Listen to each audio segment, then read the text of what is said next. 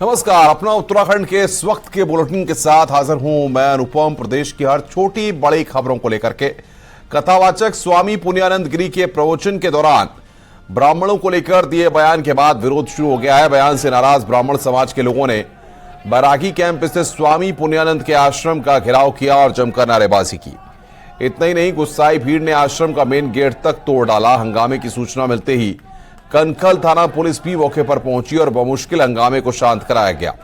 प्रदर्शन कर रहे लोगों ने पुलिस को लिखित शिकायत देकर इस मामले में सख्त कार्रवाई करने की मांग की है।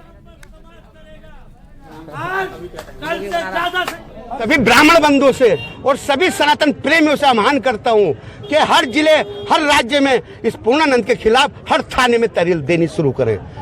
पुलिस को तहरीर दी है। पुलिस से ये निवेदन किया है माननीय अध्यक्ष जी से कि आप जल्दी जल्दी इसकी गिरफ्तारी करें, जांच करके। अगर गिरफ्तारी नहीं होती तो फिर हम कोर्ट में जाने के लिए तैयार हैं। उत्तरांचल टेक्निकल यूनिवर्सिटी से संबद्ध कॉलेजों के बीटेक छात्रों ने आज यूनिवर्सिटी गेट पर हंगामा किया। बीटेक सेकेंड, थर्ड और फोर्थ ईयर की परीक्षा के बाद ज्यादातर छात्रों को ईयर बैग दिया गया है, जिससे छात्र नाराज हो गए। छात्रों का कहना है कि पहले से नया नियम नहीं बताया गया और अपनी मांगों को लेकर यूनिवर्सिटी गेट पर डटे रहे। छात्रों ने सभी को अगले साल में प्रमोट करके एडमिशन देने की मांग की है। वहीं यूनिवर्सिटी प्रशासन का कहना है कि जल्द ही मामले को सुलझा लिया जाएगा।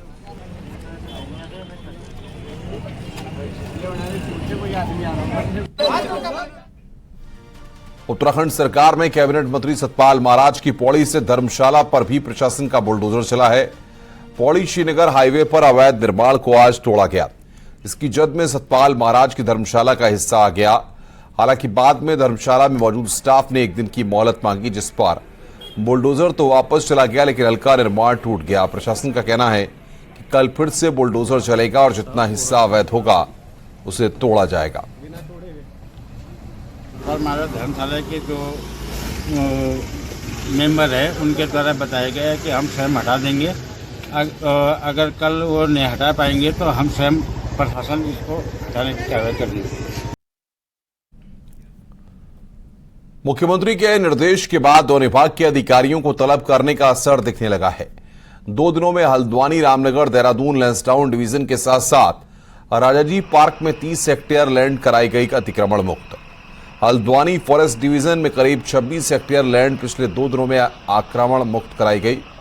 अतिक्रमण मुक्त कराए जाने पर राजाजी टाइगर रिजर्व में भी 1 हेक्टेयर जमीन को मुक्त कराया गया। अवैध निर्माण पर लगातार एक्शन जारी है।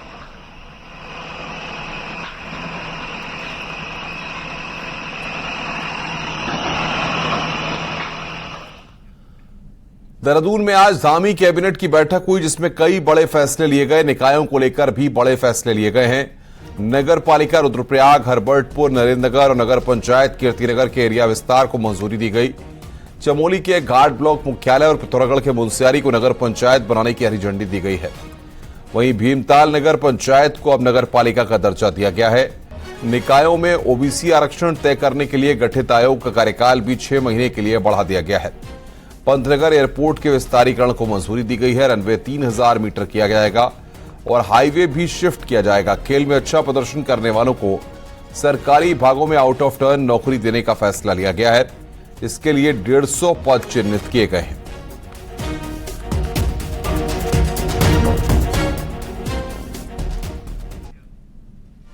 आगे बढ़ते हैं। 5 सितंबर से 8 सितंबर तक उत्तराखंड विधानसभा की तारीख तय हो गई है। अब राज्य में यूसीसी और भू कानून 2 बड़े मुद्दे हैं, जिनका लोग बेसब्री से इंतजार कर रहे हैं। उम्मीद थी कि मॉनसून सेशन में इनके बिल आ सकते हैं, मगर अब इसकी उम्मीद काफी कम हो गई है।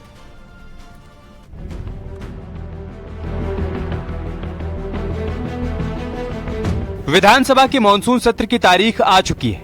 5 से 8 सितंबर तक सत्र आयोजित होगा और इस सत्र में सप्लीमेंट्री बजट भी आएगा। ज्यादातर वक्त बजट की चर्चा और उसे पास कराने में ही निकल जाएगा। लिहाजा अब इसकी संभावना बेहद कम हो गई है कि यूसीसी और भू कानून जैसे बड़े प्रस्ताव इस सत्र में लाए जाएंगे। कैबिनेट में तय किया कि 5 सितंबर से 8 सितंबर तक के लिए इसका निर्धारण हुआ है और ये देहरादून में होगा।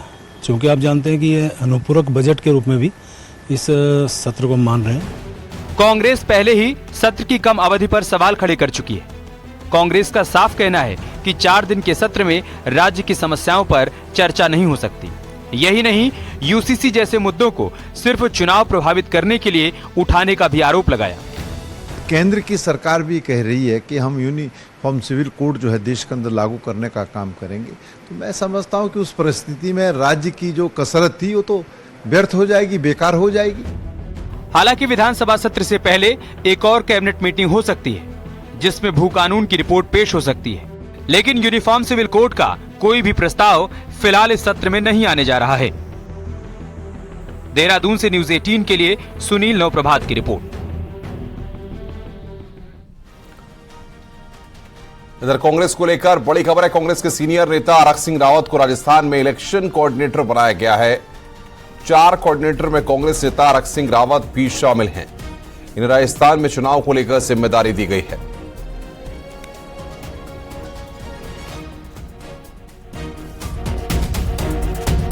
बागेश्वर उपचुनाव के लिए प्रचार जोरों पर है और दोनों ही पार्टियां जीत का दावा कर रही है। कांग्रेस के स्टार प्रचारक रंजीत रावत बागेश्वर पहुंचे और बीजेपी पर जमकर हमला किया। उन्होंने कहा कि बीजेपी इस चुनाव को बड़े अंतर से हारने जा रही है और बीजेपी की बौखलाहट है कि वो कांग्रेस के नेताओं, कांग्रेस विचारधारा के लोगों को डरा धमकाकर अपनी पार्टी में शामिल कर रही है। रसीला जी, बीजेपी पहले किसी को भी महाभ्रष्ट बताती है, उसके खिलाफ कार्रवाई की बात करती है और यही नहीं, कार्रवाई भी करती है कई जगह, ईडी और सीबीआई और उनके छापे डलवाती है और बाद में जब वो बीजेपी की वॉशिंग मशीन में चले जाता है तो फिर वो बिल्कुल सरयू गोमती की तरह स्वच्छ हो जाता है। बिल्कुल हल्द्वानी में इन दिनों रेरा एक्ट चर्चा में बना हुआ है। प्रॉपर्टी डीलर से लेकर कांग्रेस के नेता तक इसका लगातार विरोध कर रहे हैं। गुरुवार को हल्द्वानी से कांग्रेस विधायक सुमित हृदयेश ने इस एक्ट को लेकर एक प्रेस कॉन्फ्रेंस की और कहा कि सरकार ने एक ऐसा एक्ट लागू कर दिया है जिससे प्रॉपर्टी का कारोबार खत्म होना तय है। उन्होंने इसके विरोध का ऐलान कर दिया। नजूल पे वास करता है उसे आप अतिक्रमण कहते हो, जिसकी रजिस्ट्री की भूमि है उससे आप कहते हो कि नहीं, आप हमारे नियम के हिसाब से 30 फीट की रोड डालोगे तब ये जमीन बेच पाओगे। तो इस प्रदेश की जनता और इस प्रदेश की जनता की जो आर्थिक स्थिति है उसको लगातार खराब करने में भारतीय जनता पार्टी कार्य कर रही है और इसका हम सड़क से सदन तक और कोर्ट तक पूरा जनता के साथ है और इनका भरपूर विरोध करें। 69वें राष्ट्रीय फिल्म पुरस्कारों का ऐलान हो चुका है। उत्तराखंड पर आधारित शॉर्ट फिल्म एक था गांव को बेस्ट नॉन फीचर फिल्म का राष्ट्रीय पुरस्कार मिला है। सृष्टि लखेड़ा की इस फिल्म को नॉन फीचर कैटेगरी में सबसे बड़ा सम्मान मिला है। एक था गांव खाली होते पहाड़ी गांव की कहानी है जिसमें पहाड़ की हकीकत और गोस्ट विलेज की कहानियों को दिखाया गया है। इस फिल्म में 80 साल की लीला देवी और 19 साल की गोलू को दिखाया गया है, जिसमें बुजुर्ग लीला देवी और गोलू 2 लोग ही गांव में रहते हैं। फिल्म में पलायन और दूसरे मुद्दों को भी दिखाया गया है।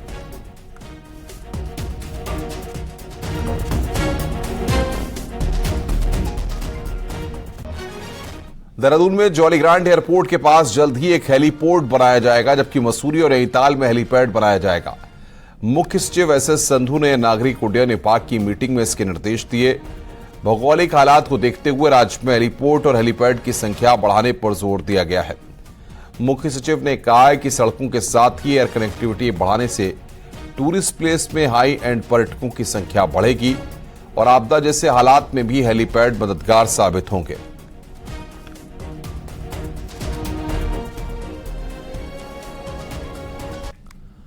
हल्द्वानी में गुरुवार को नगर निगम की बोर्ड बैठक हुई, जिसमें मेयर ने कई प्रस्ताव रखे हैं, लेकिन विपक्षी कांग्रेस के पार्षदों को ये प्रस्ताव पसंद नहीं आए और पार्षदों ने बोर्ड बैठक के दौरान जमकर हंगामा किया। उन्होंने मेयर और नगर आयुक्त पर मनमानी का आरोप लगाया है।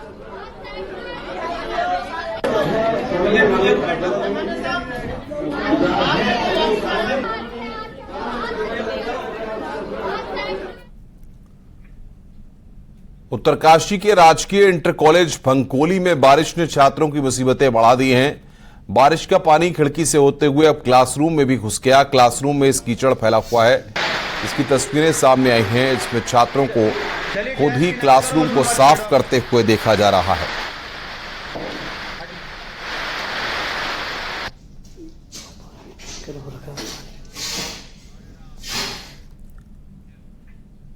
पिथौरागढ़ की दारमा घाटी में बारिश का तांडव देखने को मिला है। घाटी के मारछा गांव में हुई भारी बारिश के चलते जामती नाला पूरे उफान पर आ गया, जिस कारण इस इलाके को जोड़ने वाला लकड़ी का पुल भी बह गया। पुल बहने के बाद ग्रामीणों को आवाजाही करने में खासी परेशानी उठानी पड़ रही है। बारिश के पानी के साथ आए बड़े बोल्डर्स की चपेट में आने से पैदल रास्तों को भी नुकसान पहुंचा है।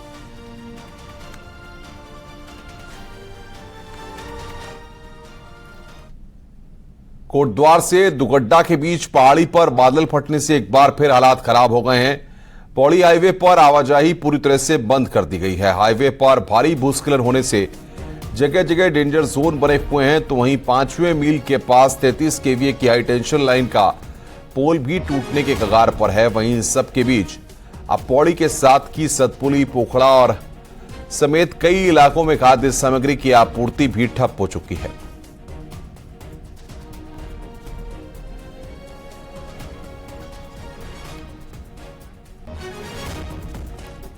रक्षाबंधन से ठीक पहले धामी सरकार ने स्वयं सहायता समूह से जुड़ी महिलाओं को बड़ी सौगात दी है। आज सीएम धामी ने सचिवालय पहुंचकर मुख्यमंत्री सशक्त बहना उत्सव योजना का शुभारंभ किया, जो उत्पाद बेचने के लिए बाजार उपलब्ध कराएगी। सचिवालय में स्वयं सहायता समूह द्वारा बनाई गई राखियों के स्टॉल लगाए गए थे। एक ऐसे ही स्टॉल पर जब सीएम धामी पहुंचे तो महिलाओं ने मुख्यमंत्री का आभार जताया और उन्हें राखी बांधी। इस मौके पर सीएम धामी की पत्नी गीता धामी भी मौजूद रही। कि माननीय मुख्यमंत्री जी ने हमारी स्वयं सहायता समूह की बहनों के लिए और महिला उद्यमी जो बहनें हैं उनके लिए मुख्यमंत्री सशक्त बहना उत्सव योजना ला करके ये बहुत ही बहनों को अच्छा प्लेटफॉर्म देने का काम किया है, अच्छा मार्केट बाजार देने का काम किया है। हमारी बहनें जो स्वयं सहायता समूह में जुड़ करके घर गांव में बहुत से खाद्य पदार्थों को बनाती हैं, बहुत से उत्पाद जो है वस्तुओं का निर्माण करती हैं और सरकार के द्वारा जो है उनको इन कार्यों को जो है करने के लिए बहुत कई सारी योजनाएं भी शुरू कर। मातृशक्ति का बहुत बड़ा योगदान हमेशा से रहा है और मातृशक्ति लगातार उद्यम करती है, लगातार परिश्रम करती है, बहुत सारे नवाचार करती है और बहुत सारे हमारे स्वयं सहायता समूह हैं हमारी बहनों के, मातृशक्ति के, जो बहुत सारे उत्पाद बनाते हैं। उसमें घरेलू उत्पाद भी हैं, बच्चों के उत्पाद भी हैं, अचार से लेकर सिलाई बुनाई।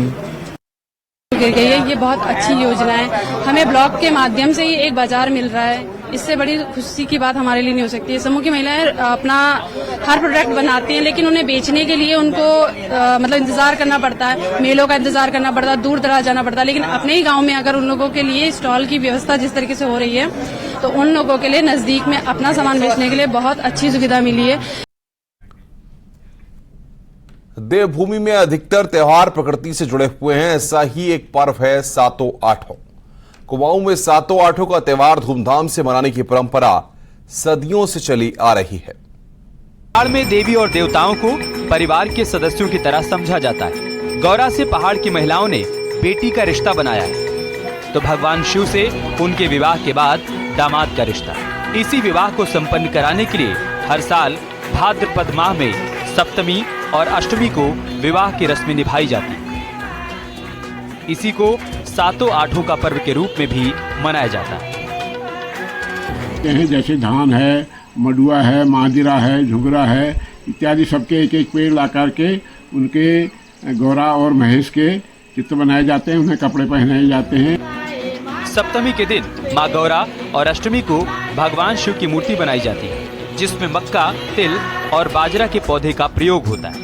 फिर सुंदर वस्त्र पहनाकर उनकी पूजा की जाती है और झोड़ा चाचरी गाते हुए गौरा महेश के प्रतीकों को खूब नचाया जाता है।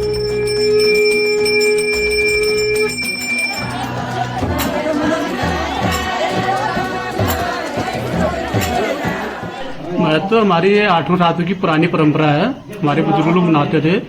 इसके बाद सभी ग्रामवासी यहाँ पर अपने अपने मंदिरों में पूजा पाठ करते हैं। पहाड़ की संस्कृति और विरासत बहुत समृद्ध है।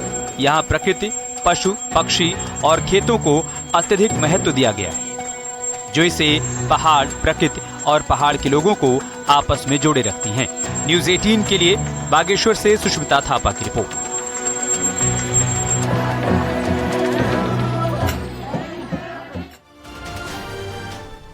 रक्षाबंधन त्योहार की तारीख और समय को लेकर लोगों में भ्रम की स्थिति बनी हुई है, जिसको लेकर हरिद्वार में हर की पेड़ी पर तीर्थ पुरोहितों और ज्योतिषियों ने मंथन किया और कई ग्रंथों के आधार पर निष्कर्ष निकाला कि 30 अगस्त को ही रक्षाबंधन मनाया जाएगा। 30 अगस्त की रात 9:04 से राखी बांधने का शुभ मुहूर्त शुरू होगा। श्री गंगा सभा ने बताया कि आगे भी त्योहारों को लेकर पहले भ्रम को दूर करने का प्रयास किया जाएगा। 30 तारीख को 10:58 के बाद उपाकर्म किया जाएगा और 30 तारीख को ही रात में 9:04 के बाद, या आप अपना पंचांग देख सकते हैं, जब भद्रा उतर रही हो, भद्रा उतरने के बाद रात में रक्षाबंधन होगा।